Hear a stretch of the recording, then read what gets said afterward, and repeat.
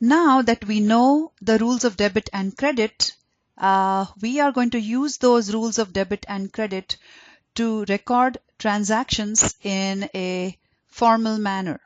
So let's take a look at what we do with a transaction. So the first thing we do is we analyze the transaction through source documents. Source documents tell us about the fact that a transaction has taken place. So examples of source documents are invoices, bills, some type of a purchase order, things like that. So from those source documents, we know that a transaction has taken place. And so the first place that transaction will get recorded is in a journal. From the journal, the transaction then gets posted to the ledger. And once all transactions are posted to the ledger and account balances have been determined, we prepare a trial balance. Now, these are the first 4 steps from the accounting cycle that we will see in detail in Chapter 3. So graphically, here's what's going on. We analyze the source document and find out that the transaction has taken place. Then we use the rules of debit and credit to journalize the transaction. And once the transaction is journalized, we post it to the ledger. So let's say that we had an event where the owner invests $30,000 cash in exchange of common stock. So the first thing we do is we analyze the situation and say, okay, which 2 accounts were affected? And the answer to that question would be cash and common stock. And we know then that cash has increased for the business and common stock has increased as well because shares of common stock were issued. So applying the rules of debit and credit, then we would say that since cash has increased, cash needs to be debited, and since common stock has increased, common stock being an equity account, it needs to be credited. So we are going to prepare this journal entry which shows a debit to cash and a credit to common stock. So here is an example of the general journal. So in this general journal, to record this event, we first record the date of the transaction, whatever it be, and then we record the titles of the accounts affected. So in this case, the 2 accounts affected were cash and common stock. And we debited cash, so we record the debit close to the margin, and we credited common stock, so we record that credit slightly away from the margin. And typically the account debited is always written before the account credited. And then we record the dollar amounts by which these accounts were affected, which is 30,000. Cash was debited, so we put 30,000 in the debit column. Common stock was credited, so we put the 30,000 in the credit column. And then we have a transaction explanation that tells us what this journal entry was all about. As far as we are concerned, we are going to omit this transaction explanation because I give you a list of the transactions. So it would be repetitive to write it out again. A business doesn't get a list of transactions. They use source documents to know a transaction took place. So once this journal entry is prepared, then the next thing to do is post that journal entry to the ledger. So we are first going to post it to the cash account, and then we are going to post it to the common stock account. So we find the cash account in the ledger. Remember, a ledger is a place where we have all the accounts that a business has. It's a complete collection of all the accounts. So we find the cash account, and the first thing we're going to do is we are going to record the date from the journal entry.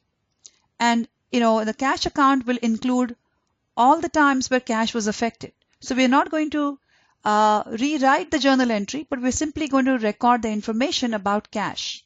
So we have debited cash for 30,000. So we are going to record it as on the debit side. Okay. And there are 2 columns here, one for debit and one for credit. So each time cash is either debited or credited, we would record it in one of these columns. Next, what we do is we want to know that we have posted this journal entry into the ledger. And so the column PR stands for post reference. So we are going to record the page number of the journal where we got that entry from. And G1 stands for page 1 of the general journal. And then we're going to determine the balance of the account. So now, since there were no other entries in the cash account, the balance of the cash account is 30,000. But had there been a previous debit of 10,000 in this account, then the balance of this account would be 40,000. Now, since we have finished the posting to the cash account, the post reference column in the journal will contain the account number of the account where we posted that entry to. So account number 101 relates to the cash account, and so in the post reference column of the general journal, we record the account number where we posted this journal entry. Likewise, we are going to find the common stock account and post it as a credit to the common stock account. So the common stock account in the ledger was account 307, and we posted the 30,000 as a credit to the common stock account and determined the balance, and the exact same process we did with the cash account. Once all the transactions have been journalized and posted to the ledger and account balances have been determined, we prepare a trial balance. So a trial balance is prepared to make sure that the debits equal the credits. So what we follow is the double entry system of accounting, where for every debit there is going to be a corresponding account that is credited. And so to ensure that we have gone through the posting process correctly and that debits equal credits, we prepare a trial balance. In the trial balance, we list all the accounts in the ledger along with their appropriate balances, either debit or credit. And then once we do that, we total the columns to ensure that the balance is equal. A trial balance can also be used to prepare financial statements because we have all the accounts in one place. So we will use the asset, liability, and equity accounts to prepare a balance sheet. We will use revenue and expense accounts to prepare an income statement. Sometimes there can be errors in a trial balance. Your trial balance columns may not equal. And so how do we find out the errors? In that case, we literally retrace the steps to figure out where the error occurred. We first total up the columns one more time, then we go back to the postings, then we go back to the journal. So we retrace our steps. And there might be some events where the totals of the trial balance equal, but still the trial balance is not correct because we may have posted a credit as a credit, but to the wrong account. And so your trial balance totals will still equal out. However, the account balances within the trial balance will not be the same. So those types of errors are very hard to find.